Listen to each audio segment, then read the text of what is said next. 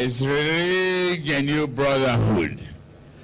And I've seen the flood devastation which you have gone through. We have to raise each other's arm, help each other survive, and be a good Samaritan to one another. For the victim of the flood that devastated Kano, I am giving you 100 million to solve that problem. Part of the solution. And the money is with him.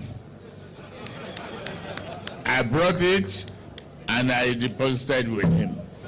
So he definitely will contact some of you and do justice to those victims. Thank you very much. Thank you very much, Your Excellency. And they say I forget to mention Badaru of Jigawa during the protocol. Just forget it now. Forgive me. Is it my son now?